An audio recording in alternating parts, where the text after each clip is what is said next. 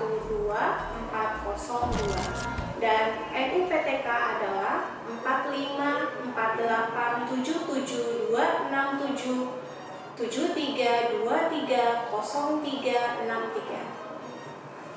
Pada kesempatan ini, saya akan menyajikan sebuah video pengajaran di mana video ini merupakan pernyataan dosen unjuk kerja Tridharma Perguruan Tinggi atau PDD UKT-PT di bidang pengajaran, di mana merupakan salah satu syarat untuk mengikuti sertifikasi dosen gelombang pertama tahun 2025 yang akan diselenggarakan oleh Kementerian Pendidikan Tinggi, Sains, dan Teknologi atau Kemenristek. Pada kesempatan ini, mata kuliah yang akan saya bawakan adalah pengantar manajemen, di mana dalam mata kuliah ini merupakan mata kuliah kepakaran saya, yang dimana mata kuliah ini sifatnya wajib bagi mahasiswa S1 program studi manajemen Fakultas Ekonomi dan Bisnis. Bobot SKS pada pengantar ilmu ekonomi adalah 3 SKS pada semester 1 atau semester ganjil. Adapun deskripsi pada mata kuliah ini adalah dirancang untuk memberikan pemahaman dasar mengenai konsep dan prinsip peran manajemen dalam organisasi modern. Mata kuliah ini membahas tentang dasar-dasar manajemen, perkembangan teori manajemen, fungsi-fungsi utama manajemen, baik itu perencanaan, pengorganisasian, dan pengendalian, serta keterampilan manajerial lainnya yang dibutuhkan dalam menghadapi dinamika lingkungan organisasi. Dengan mengikuti mata kuliah ini, mahasiswa diharapkan mampu memahami peran manajemen, baik itu konsep dasar manajemen dalam konteks kehidupan nyata, baik dalam organisasi, lembaga publik, maupun sektor sosial lainnya.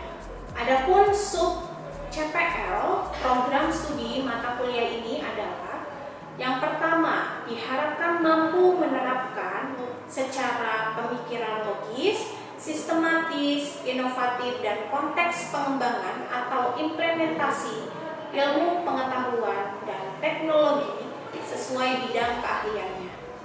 Yang kedua, mampu mengambil keputusan secara tepat dalam konteks penyelesaian masalah di bidang keahliannya berdasarkan hasil analisis terhadap informasi dan data. Yang ketiga, mampu merumuskan fungsi manajemen, yaitu bisa dari perencanaan, pengorganisasian, penyusunan staf, pengarahan, dan pengendalian serta evaluasi. Adapun dalam mata kuliah ini sub CPMK-nya adalah: yang pertama, mahasiswa mampu memahami konsep dasar teori-teori dalam pengantar manajemen. Yang kedua, mahasiswa mampu mengidentifikasi perkembangan teori manajemen. Yang ketiga, mahasiswa mampu memahami konsep dasar manajemen secara fungsional dan menyangkut perencanaan, pengorganisasian, pengawasan, dan pengendalian dalam manajemen perusahaan. Yang keempat, mampu menjelaskan dan memiliki peran keterampilan manajemen dalam menghadapi tantangan manajerial modern seperti globalisasi, perubahan teknologi, dan keragaman tenaga kerja. Yang kelima, menunjukkan sikap profesionalisme dan etis dalam memahami dan menjalankan fungsi-fungsi manajerial. Nah, pada mata kuliah pengantar manajemen ini sama dengan mata kuliah yang lainnya, terdiri dari 16 kali pertemuan, di mana di antaranya 2 pertemuan itu merupakan UTS dan UAS, sedangkan 14 kali pertemuan yang lainnya merupakan proses perkuliahan. Nah, semester ini saya menggunakan metode pengajaran hybrid, di mana pengajaran bisa dilakukan secara tatap muka di kampus atau bisa menggunakan platform digital seperti Zoom Meeting.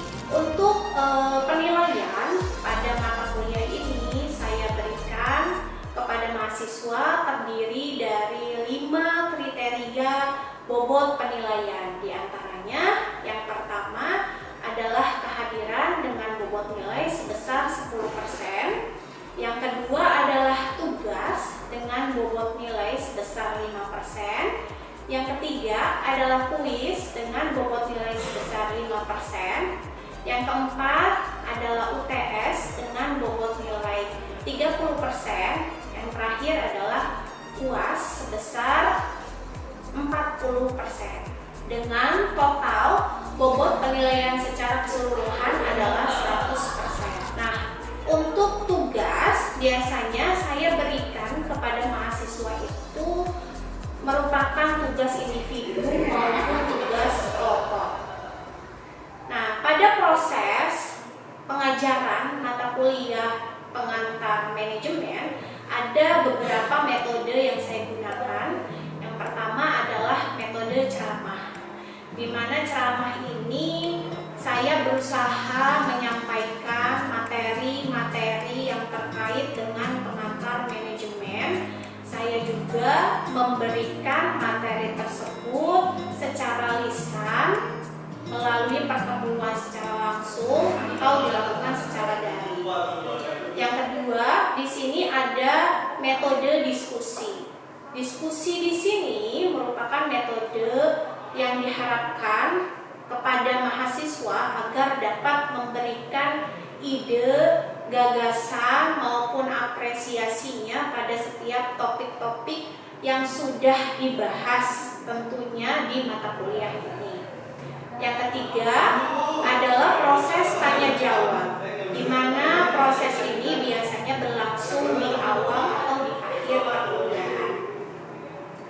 Nah, selama mata kuliah ini berlangsung, biasanya saya menggunakan beberapa referensi yang bisa digunakan. Yang pertama yaitu berasal dari buku atau e-book, dan yang terakhir adalah dari artikel jurnal terkait yang menyangkut mata kuliah. Demikian deskripsi mata kuliah pengantar manajemen. Untuk melihat secara langsung bagaimana proses saya belajar mengajar pada mata kuliah ini, saya akan membahas pada pertemuan 3 yaitu perencanaan. Terima kasih. Oke, Assalamualaikum warahmatullahi wabarakatuh. Waalaikumsalam warahmatullahi wabarakatuh. Oke, kita di sini di pertemuan 3 ya, tepatnya kita akan membahas terkait dengan perencanaan. Ya. Nah, sebelum kita masuk nih ke materi tentang perencanaan, ada yang tahu nggak nih perencanaan itu apa? Boleh, silakan ya. Jadi perencanaan itu adalah suatu proses pengembangan rencana yang melibatkan identifikasi tujuan dan penentuan alokasi sumber daya untuk mencapai tujuan sesuai dengan yang diinginkan. Oke, berarti kalau rencana itu dia sudah tahu nih tujuan efektifnya seperti apa ya. Perencanaan juga ini pastinya sangat mempengaruhi sekali untuk organisasi. Dimana kita sebelum masuk topik pembahasan, kita lihat dulu nih ya. Sebuah perencanaan itu pastinya dia memiliki fungsi dasar sekali dalam bidang manajemen. Baiknya organisasi juga ini akan mengalami kegagalan apabila perencanaan ini tidak dilakukan di awal. Ya, maka dari itu namanya rencana berarti kan kita harus sudah punya tujuan terlebih dahulu seperti itu. Nah, di mana di sini pada perencanaan ini ada 5 ya sub-pokok pembahasan yang akan kita bahas. Yang pertama ada definisinya, yang kedua ada tujuan dari perencanaan, yang ketiga ada asas perencanaan, yang keempat jenis-jenis perencanaan, dan yang kelima ada alat perencanaannya. Tadi kan sudah dijelaskan ya oleh Lina, berpendapat bahwa perencanaan itu harus memiliki tujuan. Nah, gimana kita lihat kalau menurut para ahli seperti apa? Nah, ini ada 3 dijabarkan menurut James, menurut Joseph, dan menurut Robbins. Dimana nanti planning ini kan pasti dia punya rencana yang melibatkan suatu identifikasi, ya. Boleh identifikasinya dari sumbernya dari eksternal maupun dari internal. Seperti itu. Dimana nanti tujuan ini akan mudah dicapai oleh suatu organisasi. Nah, sedangkan yang kedua menurut si Joseph, ya, proses pengembangan, ya, yang meliputi tujuannya itu bisa jangka panjang atau jangka pendek. Jangka menengah bisa nggak? Nah, ini juga bisa dilakukan. Tergantung nanti kondisi dari si perusahaan tersebut membutuhkannya apa. Gitu. Nah, yang ketiga ada menurut Robbins. Robbins ini pastinya akan menentukan bagaimana pengembangan strategi yang akan dilakukan, ya, untuk dia itu bisa menentukan tindakan, ya, atau perlakuan apa yang harus dilakukan di selanjutnya, seperti itu. Nah, sebelum memasuki ke tujuan perencanaan nih, tadi kan udah kelihatan ya slide-nya, ada 8 tujuan perencanaan. Coba ada yang masih ingat apa aja sih tujuan perencanaan itu dari sebelum-sebelumnya? Tujuan perencanaan itu apa sih? Kenapa sih kita harus punya rencana? Kenapa? Ibu, Ya, silakan. salah satunya tuh buat ngoptimalin penggunaan sumber daya gitu. Penggunaan sumber daya boleh. Berarti sumber dayanya itu siapa? Karyawan. Karyawan gitu. Ya, Jadi ngoptimalin gitu. ya. Nah, oke. Berarti kita harus mengoptimalkan apa aja yang ada di dalamnya, seperti itu. Boleh tadi kalau misalkan di perusahaan berarti kan dia memiliki seorang karyawan. Dimana ini kan ada banyak sekali, ya. Ada 8 jenis tujuan perencanaan. Dimana pastinya yang pertama, kalau rencana itu kan kita harus udah tahu arah dan tujuannya mau kemana, gitu loh, ya. Yang kedua pastinya kalau kita punya rencana, rasa ketidakpastian itu tidak akan ada gitu atau muncul, gitu ya, di kemudian hari. Yang ketiga pastinya ada optimal, ya, dalam menggunakan sumber daya. Yang keempat, kita juga harus bisa melakukan yang namanya koordinasi, ya. Karena apa? Kalau misalkan kita tidak melakukan koordinasi di dalam suatu perusahaan atau dalam suatu pekerjaan, kita akan merasa kesulitan, betul tidak? Nah, seperti itu. Yang kelima, pastinya ini juga menjadi dasar suatu evaluasi. Evaluasi itu kenapa sih harus dilakukan di dalam suatu perusahaan? Kenapa kira-kira? Evaluasi itu apa sih? Evaluasi itu apa? Kayak kita tuh mencari tahu gitu. Kesalahannya. Nah, betul. Kesalahannya seperti apa? Jadi kita itu belajar dari kesalahan. Gitu. Nah, yang keenam, kita juga harus meminimalkan, ya.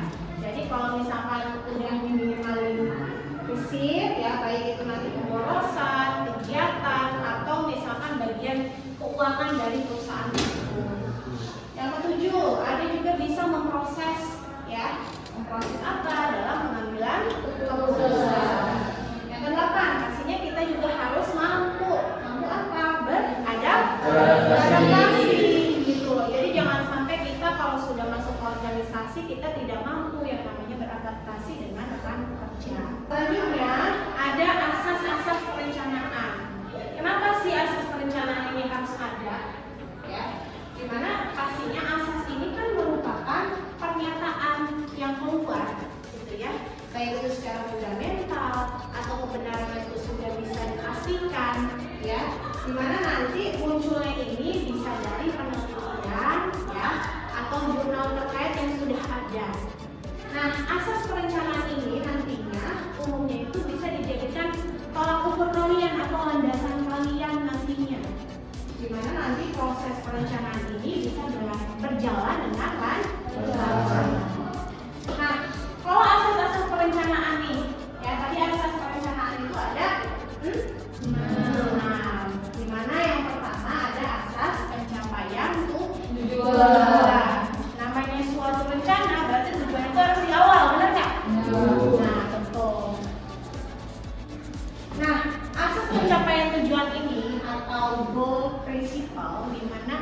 tujuan ini harus bisa kita awali, ya, dimana nanti kalau tujuan itu sudah ditentukan, perencanaan ini akan berjalan dengan mulus.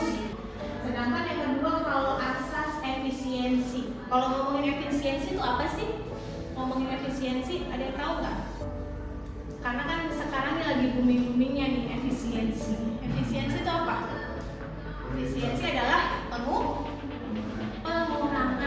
Jadi kalau misalkan kita ngomongin efisiensi, berarti harus ada yang dikurangi, harus ada yang diminimalisir. Terkait dengan apa? Mulai terkait dengan sumber dayanya.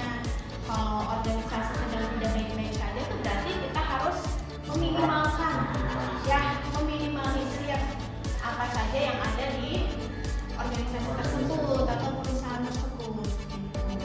Nah, sedangkan yang ketiga ada fleksibilitas. Ada yang tahu nggak fleksibilitas? Kalau udah ngomong fleksibilitas, udah ngomongin apa?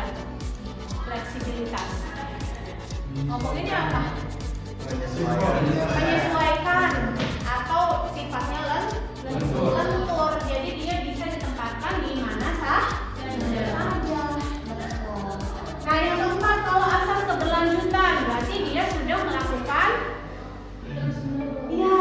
secara terus menerus atau sudah berlanjut nih. Misalkan kalian punya perencanaan terkait dengan kegiatan, berarti sudah ada kegiatan selanjutnya, ya, berarti sudah ada nanti yang namanya rundown jadwal gitu ya, atau jadwal kegiatannya seperti apa gitu. Nah, terus ada asas keterpaduan. Berarti kalau keterpaduan apa? Ngomongin apa? Terpadu, integrasi dari bagian-bagiannya. Nah, terintegrasi dari bagian-bagiannya. Keterpaduan misalkan di dalam perusahaan itu ada beberapa bagian. Contoh, bagiannya apa aja? Keuangan, misalkan, ya, pemasaran. Nah, itu saling bekerja sama atau saling terpadu lah gitu dalam mengerjakan tugas seperti itu, ya. Dan yang terakhir nih, kalau ngomongin realistis, berarti kita ngomonginnya apa? Sesuai dengan kenyataannya. Sesuai dengan kenyataan, berarti harus benar-benar nyata gitu, ada yang dilakukan seperti itu, ya. Nah, itu adalah 6 asas yang perencanaan yang sudah dijabarkan oleh Melayu Hasibuan. Nah, selanjutnya ini selain asas ada jenis-jenisnya nih. Jenis-jenisnya ini terbagi menjadi 3 jenis, betul. Nah, yang pertama kita ngomongin perencanaan strategis. Kalau ngomongin perencanaan strategis itu berarti ngapain? Ngapain kira-kira? Ngomongin rencana yang apa ya? Yang Apa? Kalau udah ngomong strategis, jangka panjang, sudah punya perencanaan jangka panjang. Kalau punya perencanaan jangka panjang berarti minimal 5 tahun sampai dengan 10 tahun. Yaitu sudah memiliki strateginya masing-masing. Ya, biasanya minimal 5 sampai 10 tahun itu siapa contohnya? CEO, ya, kepala perusahaan, pimpinan perusahaan. Nah, itu kan biasanya jangka waktu bekerjanya lama, betul nggak? Nah, yang kedua ada perencanaan taktis. Kalau ngomongin taktis berarti dia ngapain nih? Rencana jangka menengah yang lebih terperinci dan bersifat praktis. Nah, berarti jangkanya dia itu jangka menengah. Jadi praktis harus bisa dilakukan. Berarti dia jangka waktunya berapa kira-kira kalau di taktis? 1 sampai 3 tahun, bisa sampai 5 tahun lah, ya, paling panjang ya di taktis itu. Nah, terus kalau operasional berarti ngomonginnya tentang jangka pendek terkait dengan apa? Pemenuhan biaya apa? Transportasi atau biaya operasional, ya, operasional perusahaan itu kan tidak bisa ditunda, betul tidak? Kecuali kalau yang bisa ditunda itu kayak pemeliharaan mesin kan bisa jangka panjang ya, kalau masalah itu. Nah, tapi kalau misalkan biaya yang lain itu harus bisa dilakukan pada saat itu juga, gitu, ya. Nah, terus selanjutnya di sini ada alat perencanaan. Alat itu kan berarti ada yang bisa kita gunakan untuk perencanaan sesuatu, ya, atau alat bantu lah. Tujuannya untuk apa?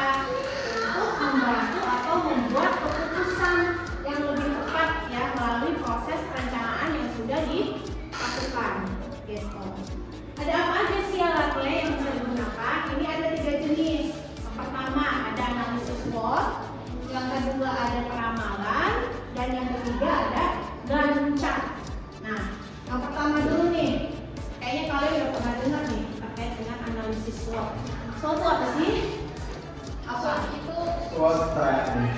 SWOT itu singkatan dari S-nya itu strength, W itu weakness, O itu opportunitas, T itu threat atau ancaman. Berarti ada ancaman, ada kekuatan, ya, ada kelemahan, Sama peluang. nah ada peluang. Nah, di mana analisis SWOT ini juga bisa dipergunakan untuk alat perencanaan, ya. Karena kalau misalkan contoh nih, kalian merencanakan kegiatan atau merencanakan membuka usaha, ya. Kalau kita tahu ancamannya bagaimana, peluangnya seperti apa, kekuatannya bagaimana, jadi kan kita juga bisa meminimalisir hal-hal yang tidak akan terjadi. Seperti itu. Nah, yang kedua, itu kan tadi SWOT. Kalau peramalan, ngapain kalau kita meramalkan itu bagaimana? Proses Menganalisa masa depan. Menganalisa masa depan. Kalau dia kan kayak apa, Lin? memperkirakan kejadian yang lalu gitu Ya, sama aja ya, sama menganalisa masa depan. Jadi kita kalau misalkan meramalkan itu ya, sudah tahu analisa masa depannya, kita juga mudah gitu ya, apa yang harus kita lakukan nanti ke depannya, seperti apa dan bagaimana gitu. Nah, yang ketiga, pernah dengar nggak nih terkait dengan Gancat? Gancat tuh apa sih? Belum. Gancat itu kayak bagan. Nah, bagannya itu dia, ini saya ada contohnya nih. Nah, bagannya ini dia terdiri kayak waktu, ya, waktu pelaksanaan. Waktu pelaksanaannya ini saya contoh dari Gancat proyek pembangunan gedung kantor. Berarti dari Gancat ini kita udah tahu tagline-nya. Harus melakukan apa? Di hari yang pertama tuh harus ngapain? Gitu loh, ya. Jadi kalau misalkan kita sudah menentukan hal ini, berarti kan kita udah tahu nih hari ini kita mau mengerjakan apa, 2 hari berikutnya mau mengerjakan apa. Jadi ini nanti akan membantu kalian untuk apa? Untuk merencanakan, ya. Karena timeline itu sangat diperlukan, ya. Bukan hanya untuk diri sendiri atau pribadi, berlaku juga untuk perusahaan. Seperti itu, ya. Jadi ini sangat mempengaruhi sekali nih dalam segi perencanaan, ya. Nah, oke, semuanya itu tadi yang saya bahas terkait dengan materi hari ini, ya, tentang perencanaan. Boleh nanti kalau misalkan ada yang masih bingung atau yang mau ingin bertanya, boleh silahkan. Ya, silakan Nina. Mau nanya Bu, kan perencanaan itu dianggap sebagai fungsi dasar dari manajemen ya Bu? Iya. Itu alasannya itu kenapa Bu? Nah, oke. Kalian apa namanya, tahu nggak sih pengertian manajemen itu apa? Apa? Manajemen itu di dalamnya ada controlling, ya, pengorganisasian, pengawasan, pengendalian, dan perencanaan. Berarti dia kenapa sih masuk ke dalam situ? Kalau misalkan perencanaannya tidak ada, organisasi, ya, mengorganisasikannya juga kan kalian bingung, ya nggak sih? Membentuk yang namanya struktur organisasi, orang-orang ini akan ditempatkan di mana, mau bekerja apa, sesuai bidang pekerjaannya bagaimana. Nah, itu kan harus direncanakan, betul tidak? Nah, kalau misalkan tidak direncanakan sesuai dengan job desk, orang juga akan bingung, ya, mau ngerjain apa. Saya kan bagiannya misalkan bagian pemasaran, tapi kok saya di tempat ini di bagian keuangan sih, gitu. Nah, itu kan tidak sesuai dengan rencana, betul nggak? Nah, maka dari itu, kenapa perencanaan itu masuk ke dalam fungsi dasar manajemen? Karena mereka itu saling keterkaitan, ya, antara pengorganisasian, pengendalian, pengawasan, dan yang terakhir itu perencanaan. Gitu. Jadi itu harus bisa masuk ke dalam ini. Seperti itu, ya. Ini ya. Terima kasih Bu jawabannya. Oke. Ada lagi? Izin bertanya Ibu, Iya, boleh silakan. bagaimana perencanaan digunakan dalam manajemen SDM? Bagaimana perencanaan itu digunakan dalam manajemen SDM? Nah, sebelum itu nih saya nanya dulu nih, SDM itu apa? Sumber daya manusia. Sumber daya manusia itu siapanya berarti? Manusianya atau orangnya. Kenapa sih perencanaan itu butuh di manajemen SDM? Berarti kalau misalkan SDM-nya yang harus direncanakan atau nantinya dikelola, berarti kan nanti kan kalau di organisasi atau di perusahaan berarti kan harus ada di bagian mana nih kalau merencanain orang-orang akan bekerja di perusahaan tuh, ada di bagian mana kira-kira? Penerimaan karyawan, ya siapanya? HRD. Betul, adalah si HRD-nya. HRD ini sebelum membuka lowongan atau open recruitment dia sudah merencanakan, betul tidak? Apa yang dia butuhkan. Ya, jadi maka dari itu gimana nanti kalau perencanaan ini atau sangat dibutuhkan di dalam pengelolaan manajemen SDM ini untuk menentukan bagaimana nanti arah ke depannya gitu loh, semua organisasi atau nanti manusia ini atau orang ini ingin seperti apa gitu loh. Kalau mau masuk ke bagian perusahaan berarti dia harus ditempatkan di mana gitu loh, harus bagaimana dan seperti apa gitu. Jadi perencanaan itu sangat dibutuhkan sekali dalam manajemen sumber daya manusia. Kayak kalian aja nih, pasti kan kalau hidup itu pasti punya rencana. Manajemen SDM berarti kan manajemen kalian, manajemen diri kalian yang mengelola diri kalian nih seperti apa, mau arahnya bagaimana, lulus dari kampus ini mau jadi apa gitu. Dan nah itu harus bisa direncanakan mulai dari sekarang. Gitu ya, kita ya. Baik Ibu, terima kasih. Iya. Oke, ada lagi? Satu lagi. Bu mau nanya dulu. Ya, boleh silakan Regita. Apa peran perencanaan dalam manajemen keuangan? Nah, peran perencanaan manajemen keuangan. Kalau ngomongin keuangan, ngomongin uang nih, berarti dia tempatnya di mana? Di pengelolaan terkait dengan biaya. Ya. Jadi kalau misalkan contoh di kehidupan sehari-hari aja nih, manajemen keuangan, kalau kalian bisa mengelola keuangan, bisa merencanakan nih. Misalkan kalian dikasih sama orang tua jajan itu 25.000 misalkan untuk ke kampus. Kalian udah punya rencana dong, oh 25.000 ini uangnya untuk apa? Untuk makan, untuk ongkos, untuk biaya pulang lagi ke rumah gitu ya. Kalau misalkan kalian harusnya tadi ngomong beli bensinnya udah tinggal 1 nih gitu ya, udah merah banget. Tapi rencananya berubah gitu kan, karena temannya itu ngajakin makan bakso misalkan, ya nggak jadi beli bensin dong, ya beli bakso. Nah harusnya ngisi bensin tidak sesuai dengan rencana, itu nanti tengah jalan kalian apa? Mogok misalkan. Sudah ya, tidak ada lagi yang pertanyaan. Jadi demikian materi ya dari pertemuan 3 kita. Nanti kita bertemu kembali di pertemuan selanjutnya. Terima kasih banyak. Tadi kan PPT-nya juga nanti saya share ya kepada kalian, boleh nanti untuk dibaca-baca kembali. Gitu ya. Semuanya. Oke, sampai di sini. Wassalamualaikum warahmatullahi wabarakatuh.